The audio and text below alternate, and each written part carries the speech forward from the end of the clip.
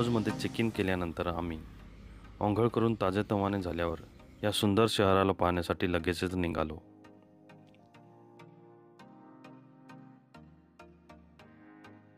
पोखराला आम्ही सकाळीच लवकर पोहोचलो.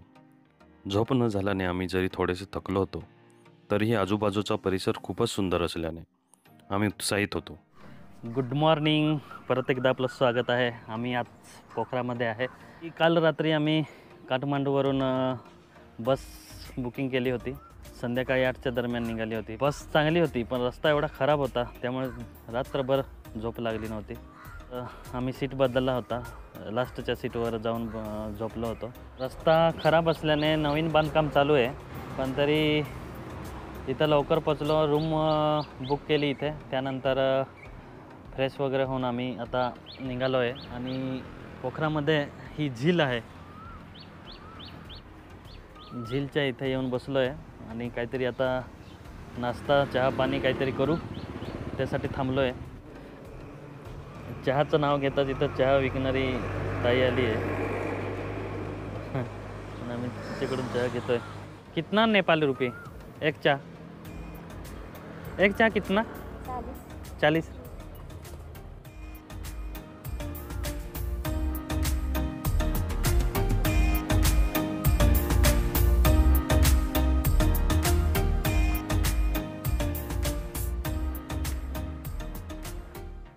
नेपाळ सरकारने 2024मध्येच पोखरा या शहराला नेपाळची पर्यटनाची राजधानी म्हणून घोषित केली आहे.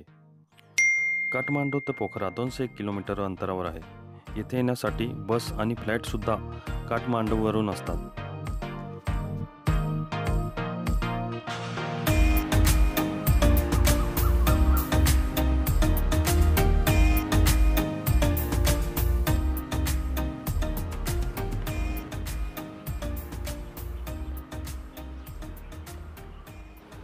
हनुमानची मूर्ती आहे पोखरामध्ये पण, कारण तुम्हाला माहीतच आहे नेपाळ हा 80-90% नेपाळमध्ये हिंदू राहतात.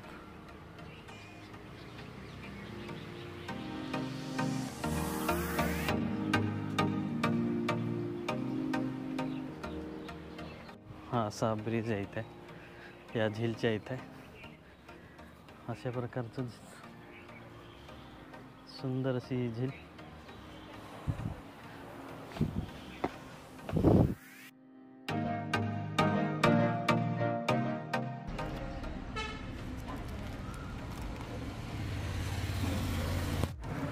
राजवाडी हॉटेल आहे, रेस्टॉरंट. इथं नाश्ता करण्यासाठी आलो आहे.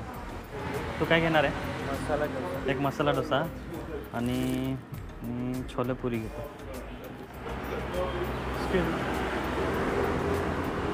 ये छोले पुरी है क्या? एक छोले पुरी, एक मसाला डोसा. एक मसाला डोसा. नेपाळमध्ये पण येऊन आम्ही इंडियन नाश्ता करतो आहे. पोखरामध्ये अनेक भारतीय रेस्टॉरंट आहेत. बरेच भारतीयांनी येथे वेगवेगळे बिझनेस सुरू केलेले आहेत.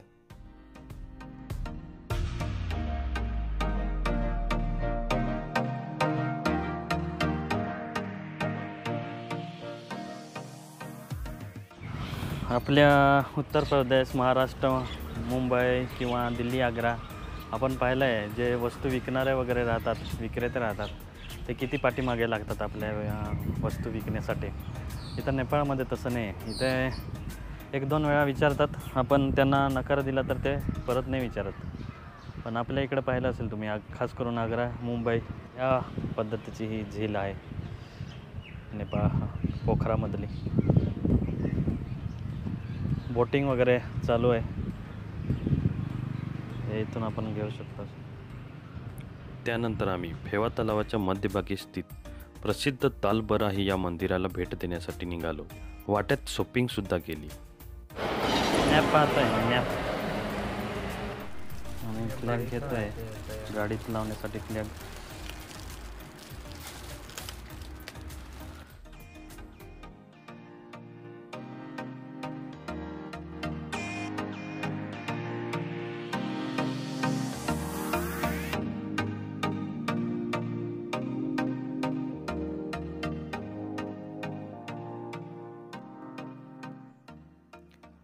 तालबराही मंदिर आणि नौकाविहार हे फेवाल लेक जवळील पर्यटकांचे आकर्षणाचे बिंदू आहेत. मंदिरात जाण्यासाठी तिकीट काढून लहान नावेत बसावे लागते.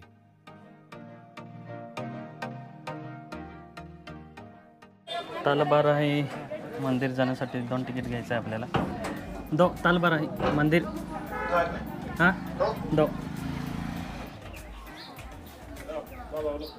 थँक्यू. हे असे तिकीट आहेत. हे असे आलं तेव्हा अशा प्रकारे आम्ही बोटमधून जाते.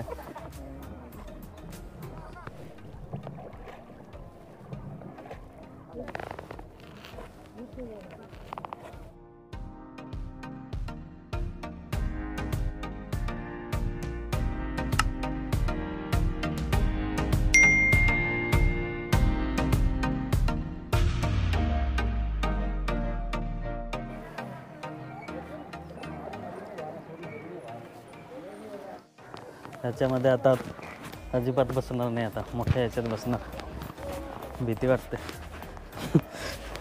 चप्पल स्टँड आहे इथे. लहानसं मंदिर आहे मातेचं, तालबराही मंदिर.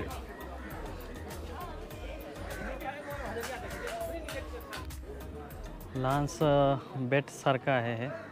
झीलच्या मधोमध मोठी झील आहे तशी, किनाऱ्यापासून थोड्याच अंतरावर आहे. लोक तिकीट काढून 115 नेपाली रुपीज मध्ये आपण इंडियन्स लोकांना तिकीट काढता येतं. नेपाली लोकांना कमी आहे थोडे.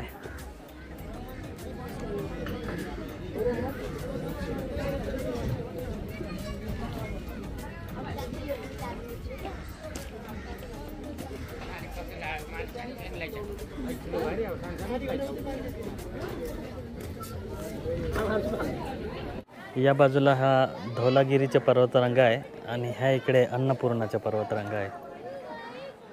इथून बर्फाच्छादित हे शिखरे दिसत आहे. उंच उंच असे हिमालयाच्या पर्वतरांगा. परत आम्ही निघालो बेट सोडून.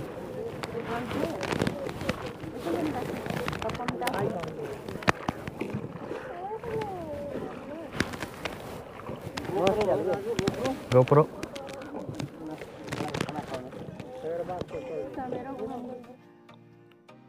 दुपार होईपर्यंत आम्ही लेकजवळच होतो. त्यानंतर रूमवर येऊन थोडा आराम केला. हॅलो, ही आमची हॉटेल आहे. तन्मय आता येते. त्या तिथं गार्डन पण आहे. इकडे पण या, इकडे पण मोठं गार्डन आहे. हा रस्ता आहे. मी बाहेर फिरायला निघालो आहे. त्या जवळच स्नो हिल लॉज म्हणून आहे ही हॉटेल. चांगली आहे, कमी किमतीमध्ये भेटली आहे मला. चांगल्या ठिकाणी आहे. या बाजूला गार्डन आहे. हा पाठीमागे रस्ता जातो. इकडे झील आहे ती. आपण सकाळीच गेलो होतो ती झील. जागोजागी मनी एक्सचेंजचे दुकाने आहेत. माझ्या पाठीमागे पण तुम्हाला दिसत असेल मनी एक्सचेंज वगैरे. आपलं गार्डनच्या इकडे निघालो आहे.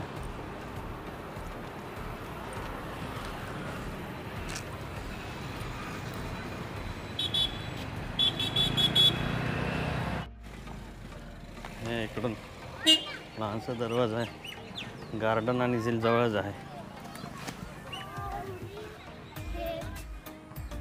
त्या तिकडे झील आहे आणि आपण गार्डनमध्ये आलेलो आहे. लोक खेळणारे मुले वगैरे आहेत.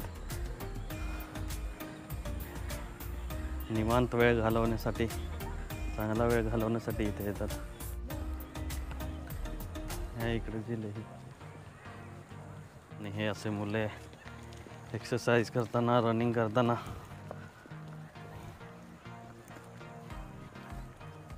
सूर्य मावळला आहे.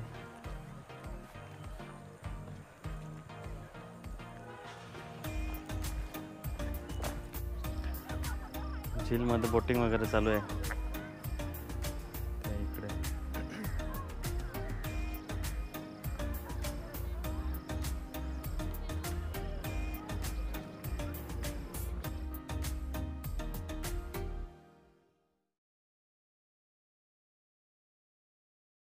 इंडियन करन्सी सगळीकडे चालते. 100 रुपयाचे नोट राहिल्यावर 100 रुपयाची नोट राहिल्यावर घेऊन घेतात हे लोक. पहिल्या दिवशी ज्या दिवशी आलो होतो त्या दिवशी नाही घेत असं सांगत होते.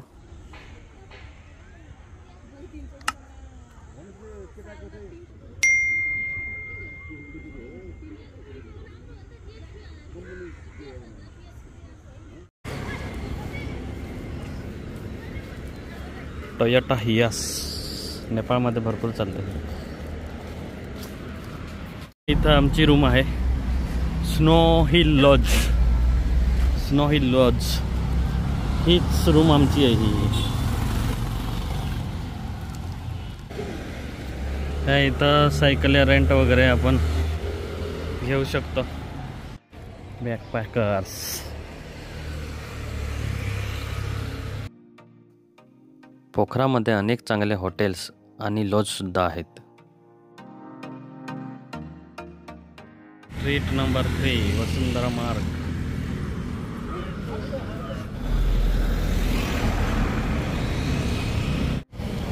हे इथं मनी चेंजर आहे आणि हे आमची स्नो हिल लॉज.